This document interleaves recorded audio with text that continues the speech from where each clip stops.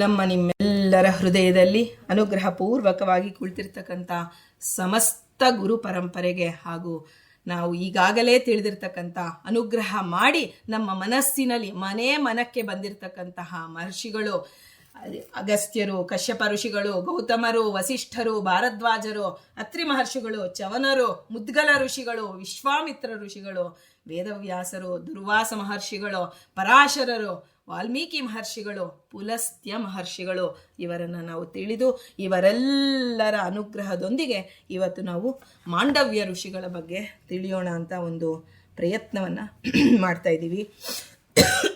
ಮಾಂಡವ್ಯ ಋಷಿಗಳ ಬಗ್ಗೆ, ಮಾಂಡವ್ಯರು ಅಂದ ತಕ್ಷಣವೇ ನಮಗೆ ಯಮಧರ್ಮರಾಜನ ಸ್ಮರಣೆಗೆ ಬರುತ್ತೆ. ಆದರೆ ನಮಗೆಲ್ಲರಿಗೂ ಗೊತ್ತಿರತಕ್ಕಂಥ ಚರಿತ್ರೆಯೇ. ಆದರೆ ಅವರನ್ನು ಪ್ರತಿನಿತ್ಯದ ಬದುಕಿನಲ್ಲಿ, ಅವರ ಚರಿತ್ರೆಯಲ್ಲಿ ನಾವು ಹೇಗೆ ನಮ್ಮ ಬದುಕಿನಲ್ಲಿ ಮಾಂಡವ್ಯರನ್ನು ಕರ್ಕೊಂಡು ಬರಬೇಕು. ನಾವು ಹೇಳ್ತೀವಿ ನೋಡಿ, ನಮ್ಮ ಮನೆ ಹಿರಿಯರಿಗೆ, ನಮ್ಮ ತಂದೆ ತಾಯಿಗಳಿಗೆ, ಅಮ್ಮ ನೀನು ನಮ್ಮ ಮನೆಯಲ್ಲಿ ಒಂದು 4 ದಿನ ಇರ್ಬಾ ಅಂತ ಹೇಗೆ ತಂದೆ ತಾಯಿನ ಕರ್ಕೊಂಡು ಬಂದು ನಾವು ಇಟ್ಕೋತೀವಿ. ಹಿರಿಯರ ಜೊತೆ ನಾವು 4 ದಿನ ಇದ್ದಾಗ ಅವರಿಂದ ನಾವು ಎಷ್ಟು ಕಲಿತೀವಲ್ಲ, ಆ ಒಂದು ಸಂತೋಷ, ಸುಖ, ತೃಪ್ತಿಯೇ ಬೇರೆ ರೀ. ತಂದೆ ತಾಯಿಗಳನ್ನ ಕರೆದು ಆಧಾರ ಮಾಡಿ ಇಟ್ಕೊಳ್ಳುವಂಥ ತೃಪ್ತಿ ಇದೆಯಲ್ಲ. ಗುರುಗಳನ್ನ ಕರಿತೀವಿ, ಸ್ವಾಮಿ ನಾವು 4 ದಿನ ನಿಮ್ಮ ಜೊತೆ ಇರ್ಬೇಕು. ತೀರ್ಥಯಾತ್ರೆಗೆ ಹೋದಾಗ ಯಾಕೆ ಗುರುಗಳನ್ನು ಕರ್ಕೊಂಡು ಹೋಗ್ತಾರೆ? ಅವರ ಜೊತೆ ಇರುವಂಥ ಮನೆ ಅಂದರೆ ನಾವು ಎಲ್ಲಿದ್ದೀವಿ, ನಮ್ಮ ದೇಹ ಅನ್ನುವ ಮನೆ ಅಂತ ನಾವು ತಿಳಿಬೇಕು. ಹೀಗೆ ಮಾಂಡವ್ಯರನ್ನ ನಾವು ಸ್ಮರಣೆ ಮಾಡಿದ ತಕ್ಷಣ ನಮಗೆ ಯಮದೇವರ ನೆನಪಾಗತ್ತೆ. ಅವರು ಮಾಂಡವ್ಯರು ಒಬ್ಬ ಸತ್ಯಸಂಧರಾಗಿದ್ರು, ತಪಸ್ವಿಯಾಗಿದ್ರು, ಧರ್ಮಜರಾಗಿದ್ರು ಅಂತ ಆ ಒಂದು ಮಹಾಭಾರತದಲ್ಲಿ ಅವರ ಒಂದು ಚಿಂತನೆ ನಮಗೆ ಕೊಡ್ತಾರೆ. ಅವರು ಒಮ್ಮೆ ಕಠಿಣವಾದಂತಹ ತಪಸ್ಸು ಮಾಡಬೇಕು ಅಂತ ತಿಳಿದು ಆ ಒಂದು ಮನಸ್ಸಿನಲ್ಲಿ ದೇವರ ಪ್ರೇರಣೆ ಆಗತ್ತೆ. ಇಂತಹ ಕಠಿಣ ತಪಸ್ಸಿಗೆಲ್ಲ ಒಳಗಡೆ ಮುಖ್ಯಪ್ರಾಣನ ಅನುಗ್ರಹ ಬೇಕು. ಹಿಂದೆ ಋಷಿ ಮುನಿಗಳು ಹೀಗೆ ನೋಡಿ, ಧ್ರುವರಾಜರು ಹೇಗೆ ತಪಸ್ಸಿಗೆ ಹೋಗುವಾಗ ನಾರದರು ಬಂದು ಮಂತ್ರೋಪದೇಶ ಮಾಡಿ ಆ ಪ್ರಹ್ಲಾದ ರಾಜರಿಗೆ ಎಲ್ಲ ರೀತಿಯಲ್ಲಿ, ಆ ಧ್ರುವರಾಜರಿಗೆ ಎಲ್ಲ ರೀತಿಯಲ್ಲಿ ಹೇಗೆ ಅನುಕೂಲಕರವಾದಂತಹ ಜಾಗವನ್ನು ತಿಳಿಸ್ತಾರೆ. ಮಧುವನಕ್ಕೆ ಹೋಗು ಮಗು, ನಿನಗೆ ದೇವರ ದರ್ಶನ ಆಗುತ್ತೆ. ನಮಗೆ ಬರ್ದಿರ್ತಂತೆ ರೀ, ದೇವರ ದರ್ಶನ ಬೇಕಾರೆ ಇಂಥ ದೇಶ, ಇಂಥ ಕಾಲ, ಇಂಥ ಪಾತ್ರರಿಂದ ನಿನಗೆ ಉಪದೇಶ ಆದ ಮೇಲೆ ದೇವರ ದರ್ಶನ ಅಂತ ಬ್ರಹ್ಮದೇವರು ಬರೆದು ಬಿಟ್ಟಿರ್ತಾರೆ. ಹಾಗೆ ಮಾಂಡವ್ಯರಿಗೆ ಒಳಗಿನಿಂದ ಪ್ರೇರಣೆ ಆಯಿತು, ಕಠಿಣವಾದಂತಹ ತಪಸ್ಸು ಮಾಡಬೇಕು, ಗುರು ಪ್ರಾಪ್ತಿಗಾಗಿ ಭಗವಂತನಲ್ಲಿ ಮೊರೆ ಹೋಗಬೇಕು ಅಂತ ಹೇಳಿ ಯೋಗನಿಷ್ಠರಾಗಿ ಅವರು ಆ ಒಂದು ಆಶ್ರಮದಲ್ಲಿ ಕುಳಿತು ಒಂದು ಮರದ ಕೆಳಗೆ ಅವರು ಕುಳಿತಿದ್ದಾರೆ. ಎರಡೂ ಕೈಗಳನ್ನು ಮೇಲೆತ್ತಿದ್ದಾರೆ. ಮೌನ ವ್ರತದ ಧಾರಿಗಳಾಗಿದ್ದಾರೆ. ಕಾಷ್ಟ ಮೌನ ವ್ರತ ಅಂತ ಏನು ಆ ಒಂದು ವಾಯುದೇವರು ಮಾಡ್ತಾರೋ ಹಾಗೆ ಅವರು ಮಾಂಡವ್ಯರು ಅದನ್ನೆಲ್ಲವನ್ನ ಆ ಋಷಿ ಮುನಿಗಳ ಎಲ್ಲರ ಅನುಜ್ಞೆಯನ್ನು ಪಡೆದು ಆ ಒಂದು ಕಠಿಣವಾದಂಥ ತಪಸ್ಸಿಗೆ ಕುಳಿತುಕೋತಾರೆ. ಆಗ ಅಲ್ಲಿ ಆ ರಾಜ ಯಾವ ಆ ಒಂದು ಇದರಲ್ಲಿ ಇದ್ರು ಮಾಂಡವ್ಯರು, ಅಲ್ಲಿಗೆ ಒಬ್ಬ ಕಳ್ಳರು ನಗನಾಣ್ಯಗಳೊಂದಿಗೆ, ರಾಜನ ಅರಮನೆಯಲ್ಲಿ ಕಳ್ಳತನ ಮಾಡಿದಂತಹ ನಗನಾಣ್ಯಗಳನ್ನು ತಗೊಂಡು ಅದನ್ನು ತಪ್ಪಿಸಿಕೊಂಡು ರಾಜಭಟರು ಹಿಂದೆ ಅಟ್ಟಿಸ್ಕೊಂಡು ಬರ್ತಿದ್ದಾರೆ.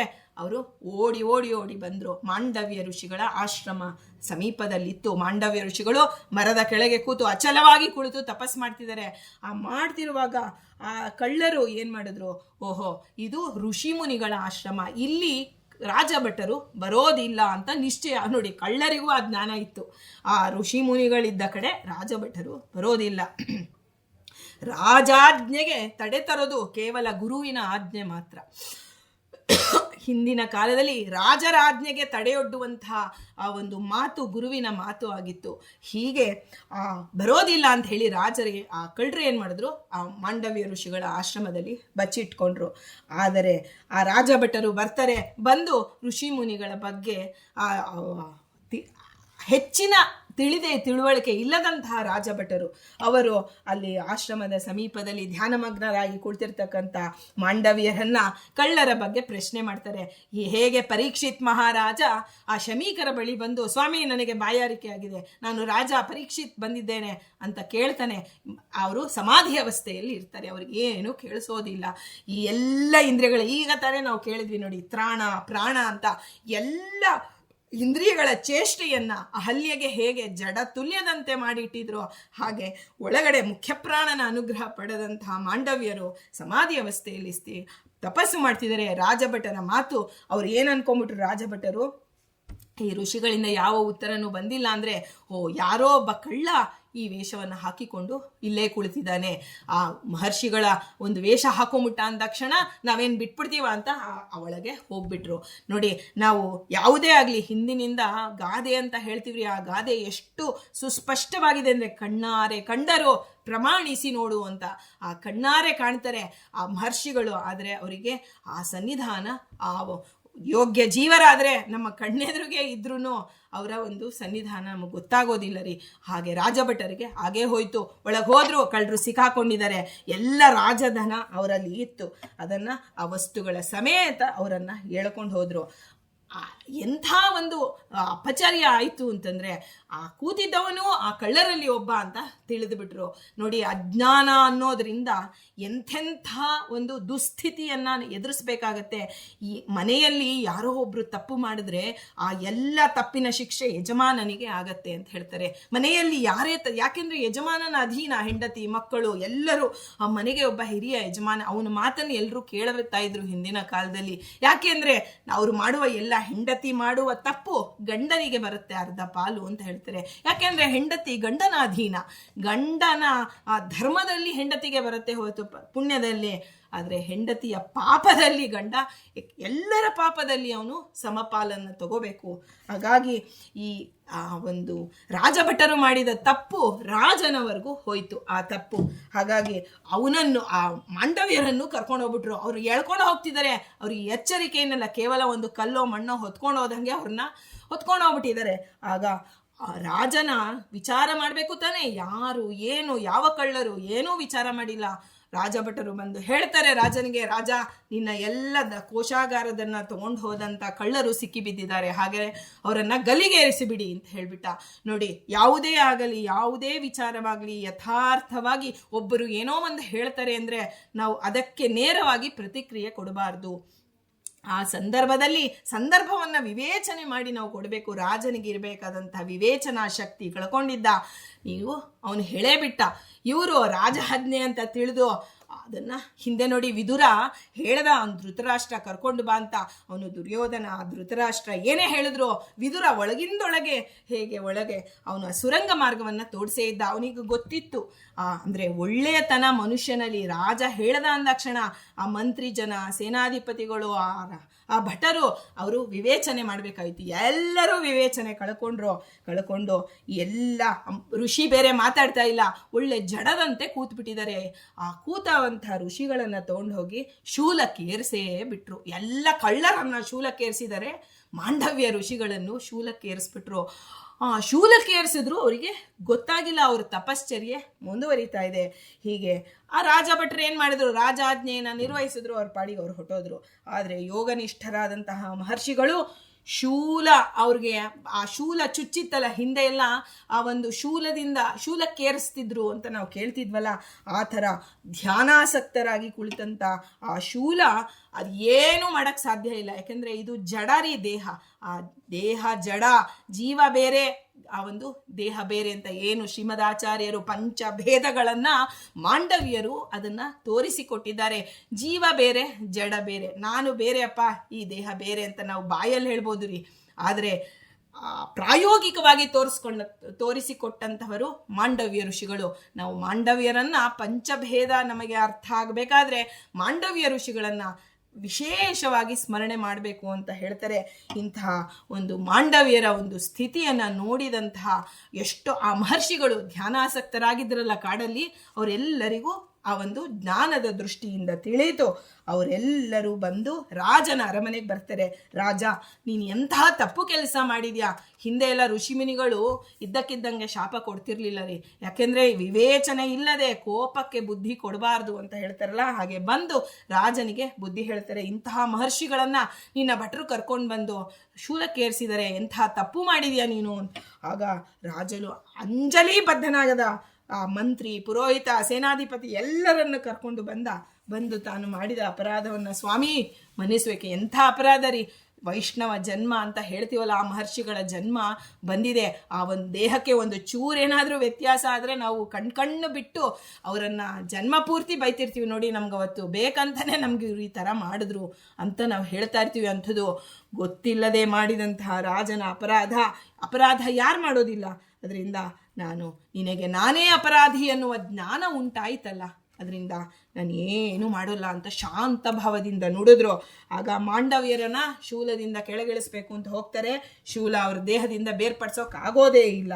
ಹಾಗೆ ಕೊನೆಗೆ ಶರೀರದ ಒಳಗೆ ಹೊಕ್ಕಂತಹ ಶೂಲದ ಭಾಗವನ್ನು ಬಿಟ್ಟು ಅದನ್ನು ಕಟ್ ಮಾಡ್ತಾರೆ, ಉಳಿದ ಭಾಗವನ್ನು ಕತ್ತರಿಸ್ತಾರೆ. ಹಾಗೆ ಶೂಲದ ಭಾಗವು ದೇಹದ ಒಂದು ಒಳಗೆ ಉಳಿಯುತ್ತಿದ್ದರಿಂದ ಅವರಿಗೆ ಅಣಿಮಾಂಡವ್ಯರು. ಅಣಿ ಅಂದರೆ ಶೂಲದ ತುದಿ ಇದೆಯಲ್ಲ, ಅದಕ್ಕೆ ಅಣಿ ಅಂತ ಕರೀತಾರೆ. ಅದಕ್ಕೆ ಅವರಿಗೆ ಅಣಿಮಾಂಡವ್ಯರು ಅಂತ ಹೆಸರಾಗತ್ತೆ. ಮುಂದೆ ಅವರು ಮಹತ್ತರವಾದಂತಹ ತಪಸ್ಸನ್ನು ಮಾಡಿ ಯಾರಿಂದಲೂ ಜಯಿಸಲಾದಕ್ಕೆ ಸಾಧ್ಯವೇ ಇಲ್ಲದಂಥ ಕಾಮಕ್ರೋಧಾದಿಗಳನ್ನು ಜಯಿಸ್ತಾರೆ. ಸಶರೀರಿಗಳಾಗಿಯೇ ಎಲ್ಲ ಲೋಕದಲ್ಲಿ ಸಂಚರಿಸುವಂಥ ಸಾಮರ್ಥ್ಯವನ್ನು ಮಾಂಡವ್ಯ ಋಷಿಗಳು ಪಡೀತಾರೆ. ಇವಾಗ ನಮಗೆ ಯಾವುದೋ ಒಂದು ವಸ್ತು ತುಂಬ ದೂರದ ಒಂದು ಪ್ರದೇಶದಲ್ಲಿದೆ, ನಮಗೆ ಬೇಕಾಗಿದೆ ಆ ವಸ್ತು, ಆದರೆ ನಾವು ಹೋಗಿ ತರುವಂತಹ ಸಾಮರ್ಥ್ಯ ನಮಗಿಲ್ಲ. ಆದರೆ ಮಾಂಡವ್ಯರನ್ನು ನಾವು ಸ್ಮರಣೆ ಮಾಡಿದರೆ ನಮಗೆ ಅತ್ಯಂತ ದೂರದಲ್ಲಿ ಇರ್ತಕ್ಕಂಥ ಜಡ ಆಗಲಿ ಜೀವ ಆಗಲಿ ಆ ಜೀವರು ನಮಗೆ ಪ್ರಾಪ್ತರಾಗ್ತಾರೆ ಎನ್ನುವುದು ಆ ಒಂದು ಋಷಿಮುನಿಗಳ ಕಾಲದಿಂದ ಪ್ರತೀತಿ ಇದೆ. ಹೀಗೆ ಮಹರ್ಷಿಗಳಿಗೆ ನೋಡಿ, ದಂಡನೆ ಆಯಿತು, ಅವ್ರು ಶಾಂತರಾದರೂ ಬಂದುಬಿಟ್ರು. ಆದರೆ ಆ ಸಂದರ್ಭವನ್ನು ವಿವೇಚನೆ ಮಾಡುವಂತಹ ಒಂದು ಸ್ಥಿತಿಯನ್ನು ಮಾಂಡವ್ಯರು ತಲುಪಿದ್ರು. ಅವರು ತಮ್ಮಲ್ಲಿ ಯೋಚನೆ ಮಾಡ್ತಾರೆ, ನನಗೆ ಈ ದಂಡನೆ ದೊರಕಿದೆ ಅಂದರೆ ನಾನು ಯಮನ ಪಟ್ಟಣಕ್ಕೆ ಹೋಗಿ ಯಮದೇವರನ್ನೇ ಕೇಳೋಣ, ಏನು ನಾನಂತಹ ಅಪರಾಧ ಮಾಡಿದ್ದೆ, ನನಗೆ ಯಾಕೆ ಶೂಲಕ್ಕೆ ಏರಿಸಿದ್ರು? ಯಾಕೆಂದರೆ ನಮ್ಮ ಜೀವನದಲ್ಲಿ ಏನೇ ಘಟನೆ ನಡೆದು ಪೂರ್ವ ಕರ್ಮಾನುಸಾರಿಯಾಗಿ ನಮ್ಮ ಬಿಂಬರೂಪಿ ಭಗವಂತ ಕೊಟ್ಟಿದ್ದಾನೆ ಅನ್ನೋದು ಶಾಸ್ತ್ರ ಸಿದ್ಧ ಮಾತು. ಹಾಗಾಗಿ ಏನಕ್ಕಾಗಿ, ಯಾವ ಅಪರಾಧಕ್ಕಾಗಿ ಯಮಧರ್ಮರಾಜ ನನಗೆ ಇಂಥ ಒಂದು ಇದನ್ನು ಕೊಟ್ಟಿದೆಯಾ ಅಂತ ಕೇಳಬೇಕು ಅಂತ ಹೊರಟ್ರೆ ತಮ್ಮ ತಪಶಕ್ತಿಯಿಂದ ಯಮಧರ್ಮರ ಆಸ್ಥಾನಕ್ಕೆ ಹೋಗ್ತಾರೆ. ನೇರವಾಗಿ ಯಮನನ್ನ ಕುರಿತು ಕೇಳ್ತಾರೆ, ನಾನು ಮಾಡಿದ ಯಾವ ಪಾಪಕ್ಕೆ ನೀನು ನನಗೆ ನಿರಂತರವಾದಂತಹ ಶೂಲದ ಯಾತನೆ ನಾನು ಅನುಭವಿಸುವಂತೆ ನೀನು ಮಾಡಿದೆಯಲ್ಲ, ಯಾಕೆ? ಶೂಲ ಒಂದು ಸಲ ಏರಿಸಿದ್ರು, ಅದನ್ನು ತೆಗೆದ್ರು. ಎಂಥ ಅಶ್ವಿನಿ ದೇವತೆಗಳು ಒಂದು ಸೆಕೆಂಡಲ್ಲಿ ಅವ್ರನ್ನ ಪ್ರಾರ್ಥನೆ ಮಾಡಿದರೆ ಅದನ್ನು ನಿವಾರಣೆ ಮಾಡಿಬಿಡ್ತಿದ್ರು. ಚವನ ಋಷಿಗಳಿಗೆ ಮತ್ತೆ ಹೇಗೆ ಅವರಿಗೆ ಪೌಷ್ಟಿಕವಾದಂತಹ ದೇಹವನ್ನು ಕೊಟ್ಟರು ಹಾಗೆ ಕೊಡ್ತಿದ್ರು. ಆದರೆ ಭಗವಂತ ಏನು ಕೊಡ್ತಾನೋ ಅದರಲ್ಲೇ ನಾನು ಜೀವನ, ಅದು ದುಃಖವಾಗಲಿ ಸುಖವಾಗಲಿ ಅದರೊಂದಿಗೆ ನಾನು ಸಾಧನೆ ಮಾಡಬೇಕು ಅಂತ ತೋರಿಸ್ಕೊಟ್ಟವರು ಮಾಂಡವ್ಯ ಋಷಿಗಳು. ಅವರು ಹೋಗಿ ಕೇಳ್ತಾರೆ, ಆದರೆ ಒಳಗೆ ಏನು ನಡೆದಿರುತ್ತೆ ಯಮಧರ್ಮರಾಜನಿಗೆ ಗೊತ್ತು, ಏನಕ್ಕಾಗಿ ಅವನು ಈ ರೀತಿಯ ಶಿಕ್ಷೆ ಕೊಟ್ಟಿದ್ದೀವಿ ಅನ್ನೋದು ಗೊತ್ತು. ಆದರೆ ಮಹರ್ಷಿಗಳು ಬಂದಿದ್ದಾರೆ, ಅವರಿಗೆ ನೋವಾಗುವಂತೆ ನಾನು ಹೇಳಬಾರ್ದು ಅಂತ ಹೇಳಿ ಯಾವುದೋ ಒಂದು ನೀವು ಇದರಲ್ಲಿ ಆ ಪತಂಗಗಳನ್ನು ನೀವು ಕಡ್ಡಿಯಿಂದ ಚುಚ್ಚಿ ತೊಂದರೆ ಪಡಿಸಿದ್ದೀರ ಚಿಕ್ಕವರಿದ್ದ ಕಾಲಕ್ಕೆ. ಮಾನವನು ಏನು ದಾನ ಮಾಡಿದ್ದು ಅಲ್ಪದೇ ವಸ್ತು ಆದರೂ ಹೆಚ್ಚಿನ ಫಲ ಸಿಗುವಂತೆ, ಪಾಪವೂ ಅಷ್ಟೇ ಅಲ್ಪವಾದರೂ ಅದಕ್ಕೆ 100 ಮಡಿ ದುಃಖಕ್ಕೆ ಅದು ಕಾರಣ ಆಗತ್ತೆ ಅಂತ ಯಮಧರ್ಮರಾಜ ಸೂಕ್ಷ್ಮ ವಿಚಾರ ಹೇಳ್ತಾರೆ. ಒಳಗಡೆ ಉದ್ದೇಶನೇ ಬೇರೆ. ಆ ಮಾಂಡವ್ಯರ ತಪಸ್ಸು ಜಾಸ್ತಿ, ಅವರ ಏಡಮಾನ ದ್ವಿಟ್ ಅಂತ ಕರೀತಾರೆ ದೇವರನ್ನ. ಅಂದರೆ ಯಾರು ಯೋಗ್ಯತೆ ಮೀರಿದ ಪುಣ್ಯವನ್ನ ಅಥವಾ ಪಾಪವನ್ನ ಸಂಪಾದನೆ ಮಾಡೋದಕ್ಕೆ ದೇವರು ಬಿಡೋದಿಲ್ಲ. ಏಡಮಾನ ದ್ವಿಟ್ ಅಂದರೆ ಎಲ್ಲವನ್ನ ಆ ಸಮಸಮ ಮಾಡಿ ಬಿಡ್ತಾನೆ. ಆ ಸಮಸಮ ಮಾಡುವಾಗ ಮಾಂಡವರಿಗೆ ತುಂಬ ತಪಸ್ಸು, ಯೋಗ್ಯತಾ ಮೀರಿದ ತಪಸ್ಸು ಮಾಡಿಬಿಟ್ಟಿದ್ದಾರೆ. ಅದಕ್ಕಾಗಿ ಅದನ್ನು ಹೇಳುವಂತಿಲ್ಲ.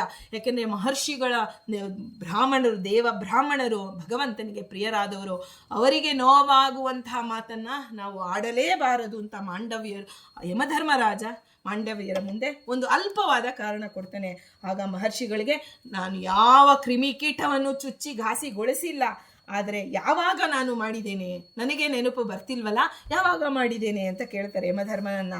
ಆಗ ನೀವು ಬಾಲಕರಾಗಿದ್ದಾಗ ಇದನ್ನು ಮಾಡಿದ್ದು ಅಂತ ಯಮಧರ್ಮರಾಜರು ಹೇಳಿದ್ರೆ, ಆಗ ಅವ್ರು ಹೇಳ್ತಾರೆ, ಯಮಧರ್ಮರಾಜ 12 ವರ್ಷಗಳ ಕಾಲ, ಒಂದು ಮಗು 12 ವರ್ಷಗಳ ಕಾಲ ಮಾಡಿದ ಯಾವುದೇ ಪಾಪ ಅದಕ್ಕೆ ಅದು ಪಾಪ ಅನಿಸೋದಿಲ್ಲ. ಯಾಕೆಂದರೆ ಕಾರ್ಯಕಾರ್ಯ ವಿವೇಚನೆ ಅದಕ್ಕೆ ಆ ಮಗುವಿಗೆ ಇರೋದಿಲ್ಲ. ಆದ್ದರಿಂದ ಆ ಒಂದು ಪಾಪ 12 ವರ್ಷಗಳು. ಅದಕ್ಕೆ ನೋಡಿ, ತಂದೆ ತಾಯಿಗಳ ಅಧೀನ ಮಕ್ಕಳು ಅಂತಾರೆ. ತಂದೆ ತಾಯಿಗಳು ಕಂಟ್ರೋಲ್ ಮಾಡ್ತಾರೆ ಮಕ್ಕಳನ್ನ, ಯಾಕೆಂದ್ರೆ ಅವರು ಮಾಡಿದ ಪಾಪ ತಂದೆ ತಾಯಿಗಳ ಅಕೌಂಟಿಗೆ ಬರ್ತಾ ಹೋಗುತ್ತೆ. ಹಾಗಾಗಿ 12 ವರ್ಷ ಆಯಿತು ಅಂದರೆ ಗೆದ್ರು ಅಪ್ಪ ಅಮ್ಮಂದ್ರು, ಅವರವರ ಪಾಪ ಪುಣ್ಯಗಳು ಅವರವರಿಗೆ ಬರೋದಕ್ಕೆ ಶುರುವಾಗತ್ತೆ. ಹೀಗೆ ಮಾಂಡವ್ಯರು ಅವತ್ತಿನಿಂದ ಹೇಳ್ತಾರೆ, ಮಕ್ಕಳು ಮಾಡಿದಂತಹ ಅಪರಾಧಗಳನ್ನ ನೀನು ಪಾಪ ಅಂತ ಪರಿಗಣನೆ ಮಾಡಬಾರ್ದು ಯಮಧರ್ಮರಾಜ. ಅದರಿಂದ ಅಂತಹ ಪಾಪಗಳಿಗೆ ನೀನು ಶಿಕ್ಷೆಯನ್ನು ಕೊಡಬಾರ್ದು ಆ ಮಕ್ಕಳಿಗೆ. ಆ ಯಾರು ಕಾರ್ಯಕಾರ್ಯ ವಿವೇಚನೆ ಇಲ್ಲದೆ ಮಾಡಿರ್ತಾರಲ್ಲ ಆ ಬಾಲಕರಿಗೆ ನೀನು ಶಿಕ್ಷೆ ಕೊಡಬಾರ್ದು ಅಂತ ಪ್ರಾರ್ಥನೆ ಮಾಡ್ತಾರೆ. ಹಾಗೆ ಆ ಶಾಸನದಂತೆ ಪ್ರಾರ್ಥನೆಯೂ ಹೌದು, ಶಾಸನವೂ ಹೌದು. ಆ ಶಾಸನಕ್ಕೆ ಅನುಗುಣವಾಗಿ ಬಾಲ್ಯದಲ್ಲಿ ಮಾಡಿದಂಥ ಆ ಒಂದು ಅಪರಾಧಕ್ಕಾಗಿ ನೀನು ಮಾಡಿದೆಯಲ್ಲ, ತಪಶಕ್ತಿ ಅವರಿಗೆ ಗೊತ್ತು. ಯಮಧರ್ಮರಾಜರಿಗೆ ಇಂಥ ಸಂದರ್ಭ ಬಂದಾಗ ಅವರು ಮುನಿಗಳು ಕೋಪಗೊಂಡು ಶಾಪ ಕೊಟ್ಟರು ಅಂದರೆ ಆ ಎಲ್ಲ ತಪಶಕ್ತಿ ಸೋರಿ ಹೋಗುತ್ತೆ. ಅದೇ ಬೇಕಾಗಿದ್ದಿದ್ದು. ಅದಕ್ಕಾಗಿಯೇ ದೇವ ಕಾರ್ಯಕ್ಕೆ ದೇವಗುಹ್ಯವಾದದ್ದು ಹೇಳುವಂತಿಲ್ಲ. ಹಾಗಾಗಿ ಯಮಧರ್ಮರಾಜರು ಅವ್ರ ಮುಂದೆ ನಿಂತಾಗ ವಿವೇಚನೆ ಇಲ್ಲದೆ ನೀನು ಅಲ್ಪವಾದಂತಹ ಒಂದು ನನ್ನ ಅಪರಾಧಕ್ಕಾಗಿ ನಿರಂತರವಾದಂತಹ ಯಾತನೆ ಅನುಭವಿಸುವಂತಹ ಈ ಅಣಿ ನನ್ನ ದೇಹದಲ್ಲಿ ಸದಾ ಚುಚ್ಚುತ್ತಾ ಇರುತ್ತೆ, ಅದರೊಂದಿಗೆ ನಾನು ಇವತ್ತು ಜೀವನ ಮಾಡುವಂತೆ ನೀನು ಮಾಡಿದ್ಯಾ. ಅದಕ್ಕಾಗಿ ನೀನು ಒಬ್ಬ ಬ್ರಾಹ್ಮಣನಿಗೆ ನೀನು ಈ ರೀತಿಯ ತೊಂದರೆ ಆಗುವಂತಹ ಶಿಕ್ಷೆ ಕೊಟ್ಟಿದ್ಯಾ. ನೀನು ಶೂದ್ರ ಸ್ತ್ರೀಯರನಲ್ಲಿ ನೀನು ಮಾನವನಾಗಿ ಹುಟ್ಟು. ಇದು ಮೊದಲೇ ಮಾನವರಾಗಿ ಹುಟ್ಟೋದೇ ದೇವತೆಗಳಿಗೆ ಒಂದು ದೊಡ್ಡ ಶಿಕ್ಷೆ. ಅದರಲ್ಲೂ ಶೂದ್ರ ಸ್ತ್ರೀಯರಲ್ಲಿ ನಿನ್ನ ಜನನವಾಗಲಿ ಅಂತ ಕೊಟ್ಟರು. ಆದರೆ ಭಗವಂತ ಕೊಟ್ಟಿದ್ಯಾರು? ಮಾಂಡವ್ಯ ಋಷಿಗಳಲ್ಲಿ. ಆ ಮಾಂಡವ್ಯ ಋಷಿಗಳಲ್ಲಿ ನಿಂತ ಭಗವಂತ ಕೊಟ್ಟಂಥ ಅನುಗ್ರಹ ಯಮಧರ್ಮರಾಜನಿಗೆ. ಅಷ್ಟೇ ಅಲ್ಲ ರೀ, ಯಮಧರ್ಮರಾಜನಿಗೆ ಅನುಗ್ರಹ ಆಗಿದ್ರೆ ನಾವು ಕೇಳ್ತಾ ಇರಲಿಲ್ಲ. ಆದರೆ ನಮಗೆಲ್ಲ ಮಾಡಿದಂತಹ ಅನುಗ್ರಹ ನಿನ್ನೆ ತಾನೇ ನಾವು ತಿಳಿದ್ವಿ. ಆ ಪುಲಸ್ತ್ಯರ ಬಗ್ಗೆ ಹೇಳುವಾಗ ವಿಭೀಷಣ ಯಾರು ಅಂತ ತಿಳಿದ್ವಿ. ಮಾಲಿನಿ ಅವನ ತಾಯಿ ಹೆಸರನ್ನ ನಾವು ತಿಳಿದ್ವಿ. ಹೀಗೆ ವಿದುರ ಮಹಾಭಾರತದಲ್ಲಿ ಬರ್ತಕ್ಕಂಥ ಪಾತ್ರ ಅತ್ಯಂತ ಮಹತ್ವವಾದದ್ದು. ಹೇಗೆ ಅಲ್ಲಿ ರಾಮಾಯಣ ಕಾಲದಲ್ಲಿ ವಿಭೀಷಣ ಇದ್ನೋ ಹಾಗೆ ಇಲ್ಲಿ ಧೃತರಾಷ್ಟ್ರ ಪಾಂಡು ಇವರ ನಡುವೆ ಇರ್ತಕ್ಕಂಥ ವಿಭೀಷಣ, ಇದು ಯಾರವನು? ವಿಭೀಷಣ ಅಲ್ಲ, ಆ ವಿದುರನೇ ಬರಬೇಕಾಗಿದೆ. ವಿದುರ ನೀತಿ ಅನ್ನೋದು ಬಹಳ ಪ್ರಸಿದ್ಧಿ. ವಿದುರ ಎಲ್ಲ ಹೇಳ್ತಾನೆ, ಶ್ರೀಕೃಷ್ಣನ ಅನುಗ್ರಹವನ್ನು ಪಡೆಯುವಂತಹ ಒಂದು ಜನ್ಮವನ್ನು ಕೊಡ್ತಾರೆ ಮಾಂಡವ್ಯ ಋಷಿಗಳು ಯಮಧರ್ಮರಾಜನಿಗೆ. ಯಮಧರ್ಮರಾಜ ಎಲ್ಲೋ ಇದ್ದಾನೆ ಅಂತ ತಿಳಿಬಾರ್ದು ರೀ. ಯಮನ ಅನುಗ್ರಹ ಪಡೆಯೋದಕ್ಕಾಗಿ ನಾವು ವಿದುರನನ್ನ ಪ್ರಾರ್ಥನೆ ಮಾಡಬೇಕು. ನೋಡಿ, ಅಂಥ ಸಭೆಯಲ್ಲಿ ದ್ರೌಪದಿಯ ವಸ್ತ್ರಾಪಹರಣ ಆಗ್ತಿದ್ದಾಗ ವಿರೋಧಿಸಿದವನು ಅಂದರೆ ವಿದುರ ಮಾತ್ರ. ಧರ್ಮರಾಜ ಅವನು. ಧರ್ಮರಾಜನ ಕೂತಿದ್ದಾನೆ, ಆದರೆ ವಿರೋಧಿಸಲಿಲ್ಲ. ಒಂದು ಅಂಶದಿಂದ ಬಂದಂತಹ ವಿದುರ ವಿರೋಧಿಸಿದ. ಅದಕ್ಕಾಗಿ ಕೃಷ್ಣ ದುರ್ಯೋಧನನ ಆತಿಥ್ಯವನ್ನ ನಿರಾಕರಣೆ ಮಾಡಿ ವಿದುರನ ಮನೆಗೆ ಹೋಗ್ತಾನೆ. ವಿದುರ ಅವನ ಹೆಂಡತಿ ಇರ್ತಾಳೆ. ಆ ಹೆಂಡತಿ ಇದ್ದಾಗ ಬಾಳೆಹಣ್ಣು, ಆ ಒಂದು ಹಣ್ಣೆಲ್ಲ ಇರುತ್ತೆ. ಆ ಕೃಷ್ಣನನ್ನು ನೋಡಿ ಆ ಗಂಡ ಹೆಂಡತಿ ಅತ್ಯಂತ ಸಂಭ್ರಮದಿಂದ ಆ ಹಣ್ಣನ್ನೆಲ್ಲ ತೆಗಿತಾರೆ, ಬಿಸಾಕ್ತಾರೆ. ಸಿಪ್ಪೆ ಕೊಟ್ಟಿದ್ದಾರೆ ರೀ ಶ್ರೀಕೃಷ್ಣನಿಗೆ. ಆ ಸಿಪ್ಪೆಯಲ್ಲಿ ನಾವು ಹೇಳ್ತೀವಲ್ವಾ, ಹಸುಗೆ ಕೊಡ್ತೀವ್ರಿ ಸಿಪ್ಪೆ. ಆದರೆ ಕೃಷ್ಣ ಭಗವಂತ ಸಾಕ್ಷಾತ್ ವಿದುರನ ಮನೆಗೆ ಬಂದು ಹಸು ಕಣೋ ವಿದುರ ಅಂತ ಬರ್ತಾನೆ. ಆ ಬಂದಾಗ ಭಕ್ತಿಯ ಭರದಲ್ಲಿ ಅವಳು ವಿದುರ ಹೆಂಡತಿ ಕೊಡ್ತಾಳೆ, ವಿದುರ ಕೊಡ್ತಾನೆ. ಅದನ್ನು ಸ್ವೀಕಾರ ಮಾಡಿ ನಾನು ತೃಪ್ತನಾದೆ ಅಂತ ಹೇಳುವಂತಹ ಅತ್ಯಂತ ಕರುಣೆಯನ್ನು ಹೊಂದಿರತಕ್ಕಂಥವನು ವಿದುರ. ಆ ವಿದುರ ಬರೋದಕ್ಕೆ ಕಾರಣ ಮಾಂಡವ್ಯರಾಗಿದ್ದಾರೆ.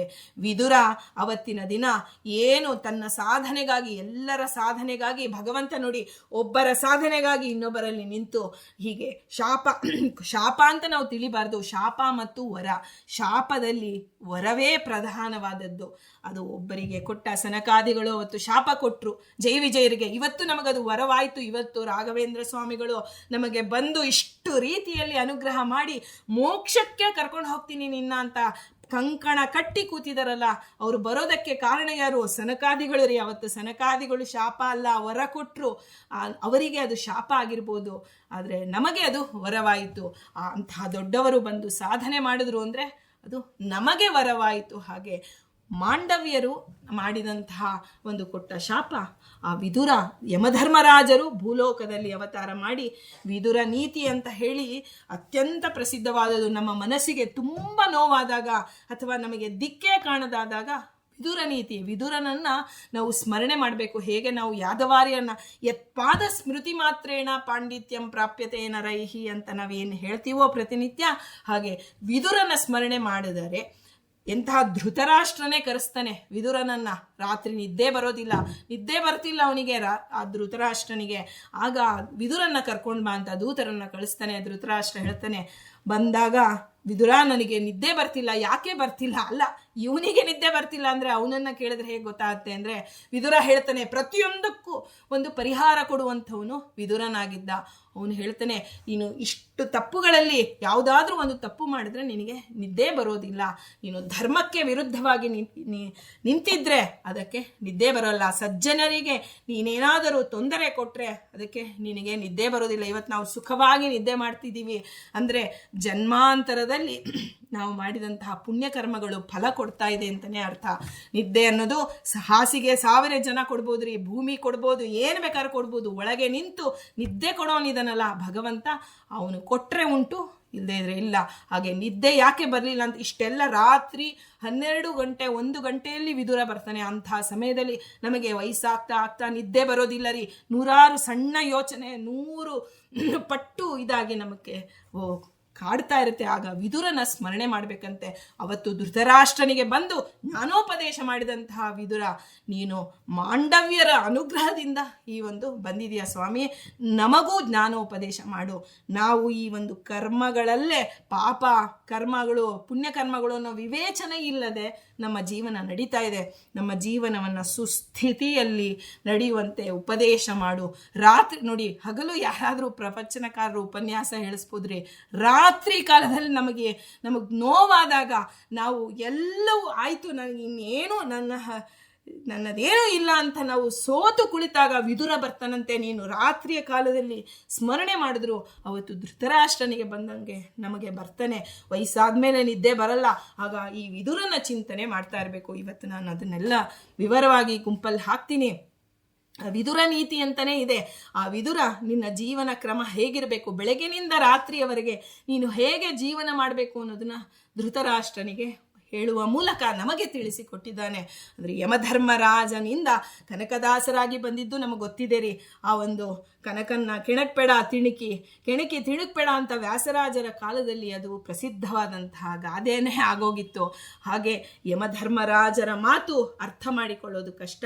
ಆದರೆ ನಮ್ಮ ಕಷ್ಟ ಕಾಲದಲ್ಲಿ ನಮಗೆ ಎಲ್ಲರೂ ಅವರವರ ಪಾಡಿಗೆ ನಿದ್ದೆ ಮಾಡ್ತಿದ್ದಾಗ ನಾವು ದುಃಖಿಸ್ತಾ ಕೂತಿದ್ವಿ ಅಂದರೆ ವಿದುರ ದೇವರು ಯಾರದೋ ಮೂಲಕ ಬಂದು ನಮ್ಮನ್ನು ರಕ್ಷಣೆ ಮಾಡಿ ನಮಗೆ ಅನುಗ್ರಹ ಮಾಡ್ತಾನೆ ಅನ್ನೋದಕ್ಕೆ ಮಾಂಡವ್ಯರು ಅವತ್ತು ಧರ್ಮರಾಜನಿಗೆ ಕೊಟ್ಟಂತಹ ಶಾಪವೂ ಹೌದು, ವರವೂ ಹೌದು.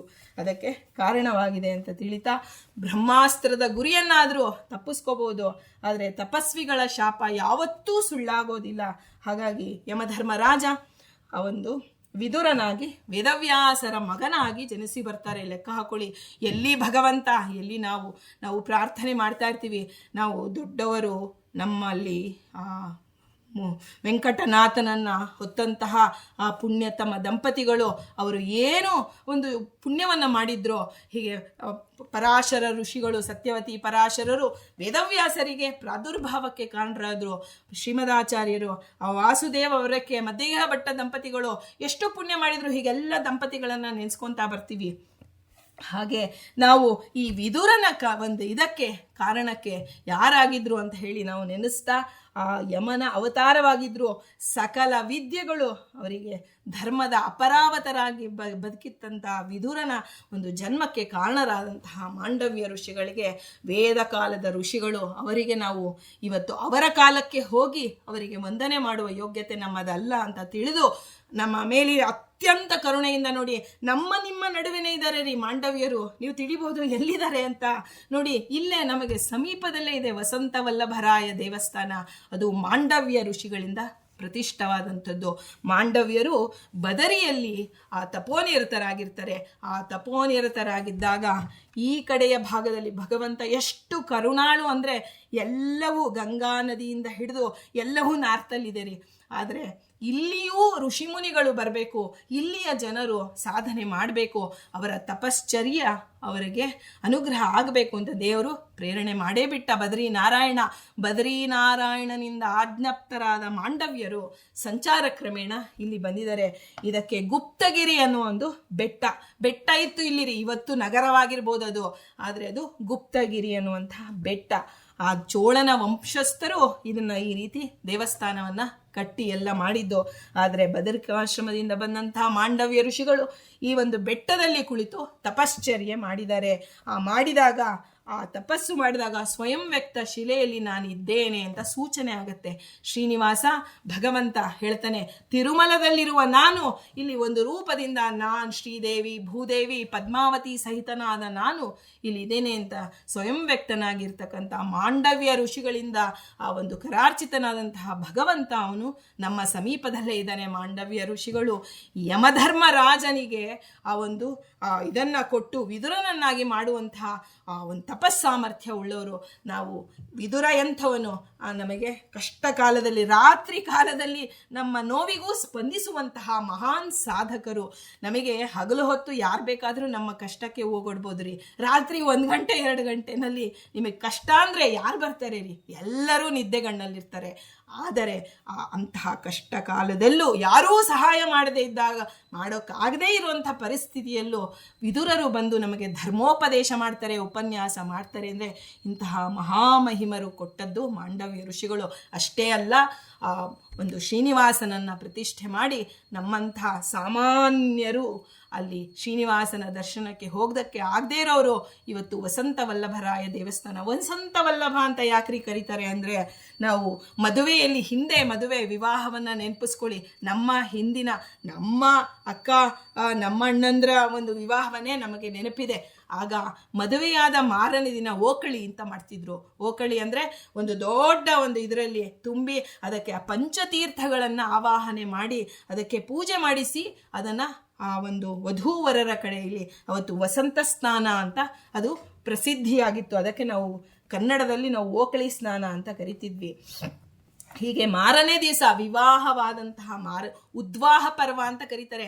16 ವಿವಾಹವಾದ 16 ದಿನ ಅಲ್ಲಿ ಲಕ್ಷ್ಮೀನಾರಾಯಣರ ಸನ್ನಿಧಾನ ಇರುತ್ತೆ. ಅದಕ್ಕೆ ಆ ವಧುವಿನ ಕೈಯಲ್ಲಿ ಪರ್ಕೆ ಮುಟ್ಸೋದು, ಪಾತ್ರೆ ತೊಳ್ಸೋದು, ಬಟ್ಟೆ ಒಗ್ಸೋದು ಮಾಡಬಾರ್ದು. ಲಕ್ಷ್ಮೀನಾರಾಯಣರ ಸೇವೆಯಂತೆ ಅವರಿಗೆ ನಾವು ಉಡುಗೊರೆ ಕೊಡೋದು. ಯಾಕೆ ನಾವು ಮದುವೆ ಆದ ಮೇಲೆ ಆ ಒಂದು ಕಂಕಣ ಇರುವಾಗ ಯಾಕೆ ನಾವು ಉಡುಗೊರೆ ಕೊಡ್ತೀವಿ ಅಂದರೆ, ಈ ರೀತಿಯ ಸನ್ನಿಧಾನಗಳು ಬಂದಿರುತ್ತೆ ಅಂತ.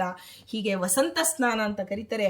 ಆ ವಸಂತ ಸ್ನಾನ ಅಲ್ಲಿ ಮದುವೆ ಆದ ಮೇಲೆ ವಸಂತ ಸ್ನಾನ ಮಾಡಿದಂತಹ ಶ್ರೀನಿವಾಸ, ಶ್ರೀದೇವಿ, ಭೂದೇವಿ, ಪದ್ಮಾವತಿ ಈ ಇಷ್ಟನ್ನು ಒಳಗೊಂಡಂತಹ ಆ ರೂಪವನ್ನು ಚಿಂತನೆ ಮಾಡಿ ಆ ಮಾಂಡವ್ಯರು ನಮಗೆ ಇಲ್ಲಿ ಶ್ರೀನಿವಾಸನನ್ನು ಪ್ರತಿಷ್ಠೆ ಮಾಡಿಕೊಟ್ಟಿದ್ದಾರೆ. ಇಂತಹ ಮಾಂಡವ್ಯ ಋಷಿಗಳ ಒಂದು ಸನ್ನಿಧಾನ. ಈ ಕಡೆ ನೋಡಿದ್ರೆ ಗೌತಮರು, ಅಹಲ್ಯ ಗೌತಮರು ರುದ್ರದೇವರನ್ನು ನಮಗೆ ಪ್ರತಿಷ್ಠೆ ಮಾಡಿ ಪ್ರತಿನಿತ್ಯವೂ ಬಂದು ಆ ರುದ್ರದೇವರನ್ನು ಪೂಜೆ ಮಾಡೋಕ್ಕಾಗಿ ಅಹಲ್ಯ ಗೌತಮರು ಬರ್ತಾರೆ.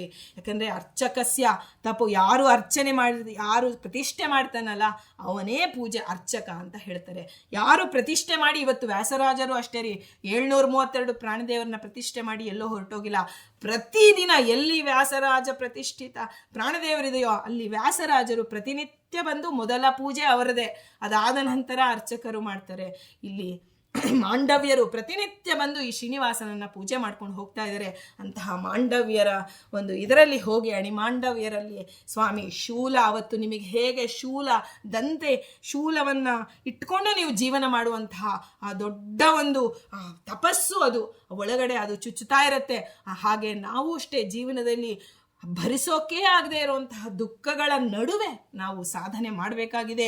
ನೀವು ಅಣಿಮಾಂಡವ್ಯರು ಈ ರೀತಿ ಆದರೂ ಭಗವಂತನನ್ನು ಅನುಗ್ರಹ ಮಾಡಿಕೊಂಡಂತಹ ತಪಶ್ಚರ್ಯೆಯಿಂದ ಇಂತಹ ಸ್ಥಿತಿಯಲ್ಲೂ ದೇವರನ್ನು ನೀವು ಮಾಡಿದವರು, ಅನುಗ್ರಹ ಪಡೆದವರು, ನಮಗೂ ನಿಮ್ಮಂತಹ ಸಜ್ಜನರ ಅನುಗ್ರಹ ಬೇಕು ಅಂತ ಪ್ರಾತಃ ಕಾಲದಲ್ಲಿ ಎಲ್ಲಿ ಯಾವ ದಿಕ್ಕಿಗಿದೆಯೋ ಅಲ್ಲಿ ನಾವು ನಮಸ್ಕಾರ ಮಾಡಿ ಮಾಂಡವ್ಯ ಋಷಿಗಳೇ, ಹರಿವಾಯು ಗುರುಗಳ ಅನುಗ್ರಹವನ್ನು ನಮಗೆ ಮಾಡಿಸಿ, ನಮ್ಮ ಮನಸ್ಸು ನೀವು ಹೇಗೆ ತಪಶ್ಚರ್ಯೆಯಲ್ಲಿ ಏನಾದರೂ ಕದಲಿಲ್ವಲ್ಲ, ಎಂತಹ ದುಃಖ ಕೊಡು ಸ್ವಾಮಿ, ಆ ದುಃಖವನ್ನು ಭರಿಸಿಕೊಂಡು ಸಾಧನೆ ಮಾಡ್ತೀನಿ ಅನ್ನುವಂತಹ ಮನಸ್ಥಿತಿ ನೀವು ನಮಗೆ ಕೊಡಿ ಅಂತ ನಾವು ಪ್ರಾರ್ಥನೆ ಮಾಡ್ತಾ, ಆ ಮಾಂಡವ್ಯ ಋಷಿಯಂತರ್ಗತ ಮುಖ್ಯ ಪ್ರಾಣಾಂತರ್ಗತ ಪಾಹಿಮಾಂ ಶ್ರೀ ವೇದವ್ಯಾಸಾಯ ನಮಃ ಅಂತ ಹೇಳ್ತಾ, ವೇದವ್ಯಾಸರ ಒಂದು ಮಗನಾಗಿ ಬಂದಂತಹ ವಿದುರನ ಒಂದು ಆಗಮನಕ್ಕೆ ಕಾರಣರಾದಂತಹ ಮಾಂಡವ್ಯ ಋಷಿಗಳಿಗೆ ನಾವು ಮನಪೂರ್ವಕವಾಗಿ ನಮಸ್ಕರಿಸೋಣ. ಪ್ರತಿನಿತ್ಯ ಅವರ ಸ್ಮರಣೆಯನ್ನು ತತ್ವಾಭಿಮಾನಿ ದೇವತೆಗಳು ನಮಗೆ ಕೊಡಲಿ, ಗುರುಗಳು ಅನುಗ್ರಹ ಮಾಡಲಿ ಅಂತ ಹೇಳ್ತಾ ಸರ್ವಂ ಸಂಪೂರ್ಣಂ ಶ್ರೀಕೃಷ್ಣಾರ್ಪಣಮಸ್ತು.